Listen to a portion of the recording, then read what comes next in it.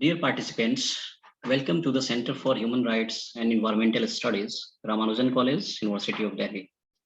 I, Dr. Abhishek Nath, welcome you on this UEC-sponsored 3 months executive course, Executive Development Program or certificate course on human rights. Before we start discussing this topic, this particular course, allow me to tell you that any course on human rights is primarily not meant for making you acquainted with these nuances of human rights and distributing the certificates only, but actually to sensitize people with regard to the day-to-day human rights violations in and around you. So it's very important that after successful completion of this program, if you will find yourself in a position that you are sensitive enough to the human rights violations of your fellow human being, fellow citizens, then it will be the real achievement of this course.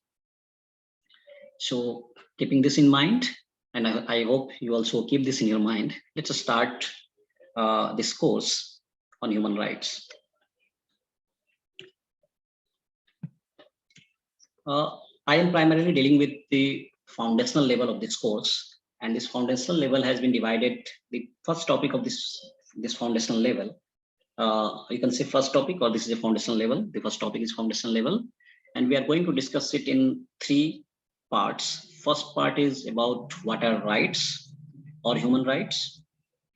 Second part is 3 generations of rights, and the third is the discourse surrounding the human rights. So we'll move in this sequence.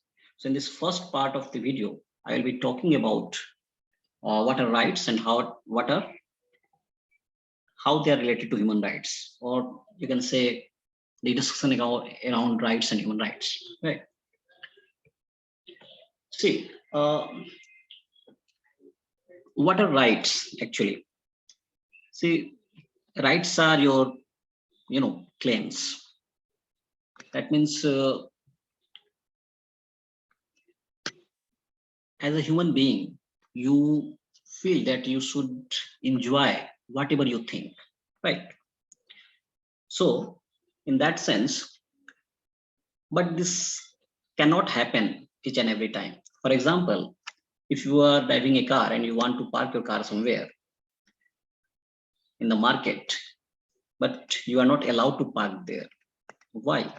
Because your right to park the car there may infringe in some other's right of movement, free movement, freedom of movement. That your car may restrict ease of movement of other people. So in that sense,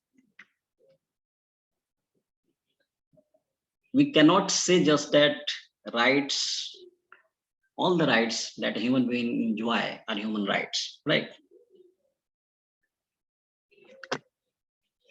For a layperson, we generally think that what are human rights? They will say the rights that people enjoy owing to human being, right? Because they are born as human. So whatever they think a human can do, what the human can deserve and he want to do, they should do, right?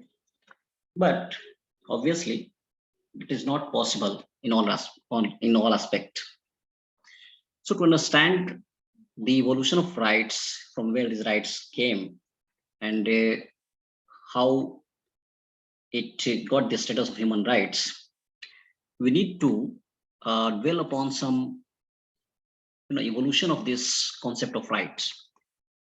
Some people say, I have put into this PPT 3 kinds of rights: natural rights, legal rights, moral rights. I'm not going to be very technical because I know that students and many practical practitioners also may be doing this course. So, some people relate natural rights with the human rights because human being, as a human being, they can enjoy whatever they feel. They can, right? They want to do, right? Remember, the natural right, the emergence of natural right is itself uh, a historical phenomena, right? From the travel of medievalism to the modernism, and with the advent of modern state, these concepts of rights has been emerged.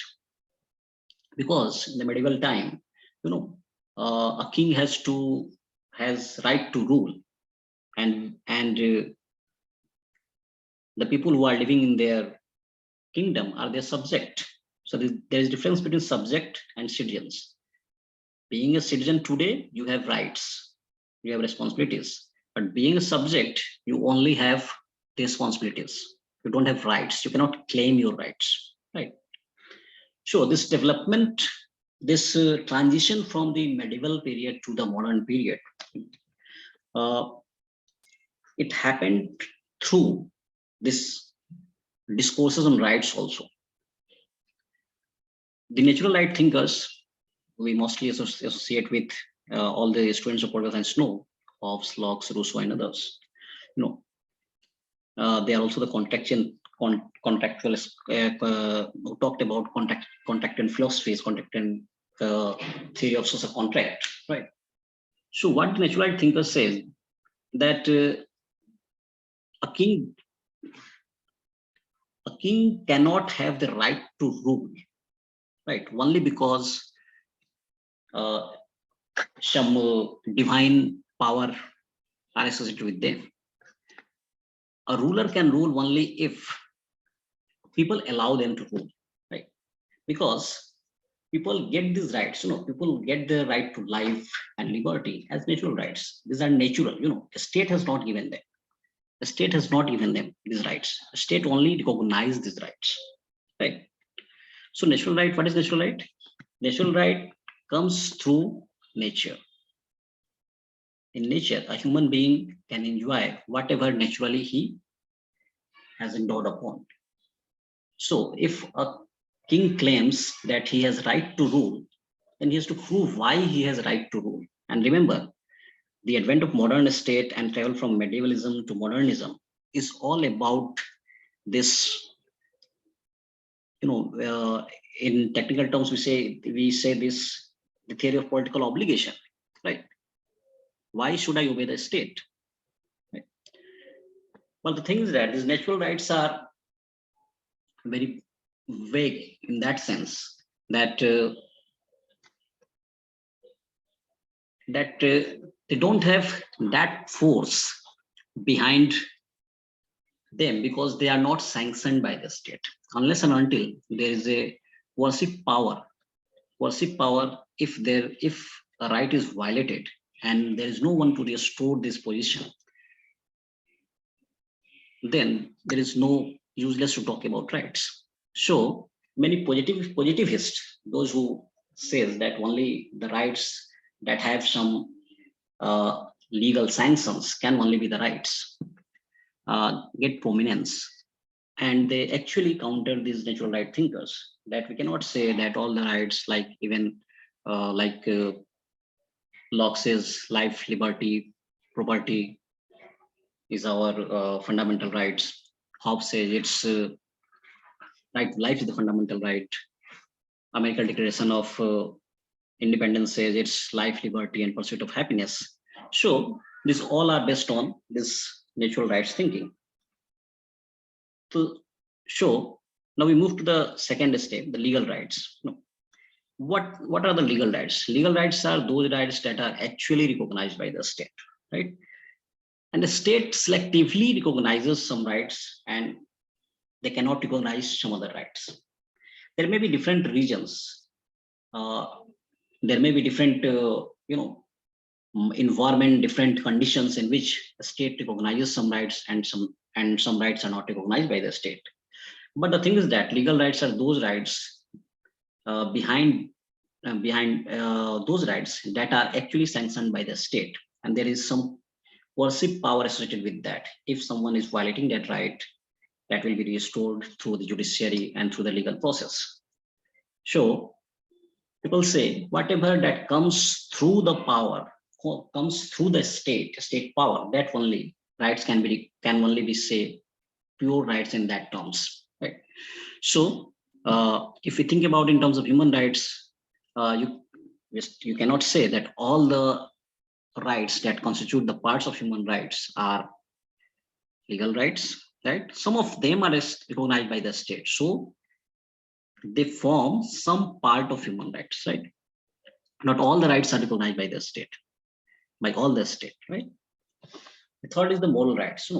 Moral rights are what? Moral rights are moral claim. Some people say that human rights are moral rights, because morally you can say that since you are human being, since we all are human being, whether living in any society around the world, we all have right to enjoy all the rights equally all over the world, right?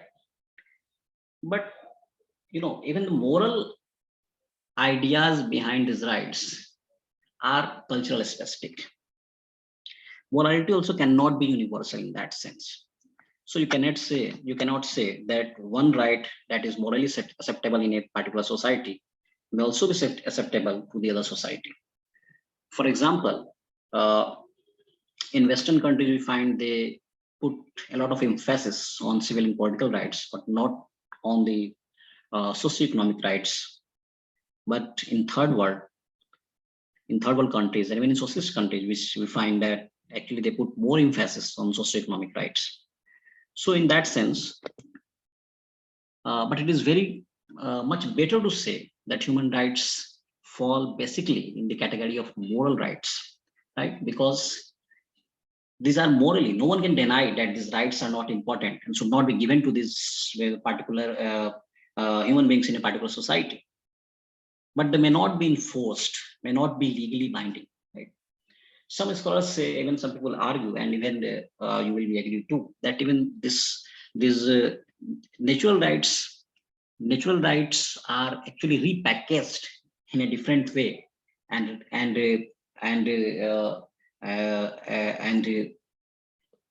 they are put forward in the 20th century in the name of human rights.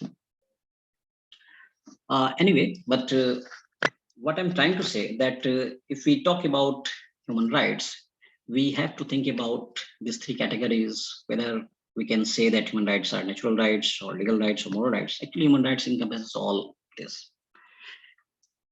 I have taken a definition of human rights, and I took it from I have taken it from Oxford Concise Dictionary of Politics. You can also refer this Dictionary of Politics. The definition goes on like that. Human rights are a special sort of inalienable moral entitlement. They attach to all persons equally by virtue of their humanity, irrespective of race, nationality, or membership of any particular social group. They specify the minimum condition for human dignity and a tolerable life of politics.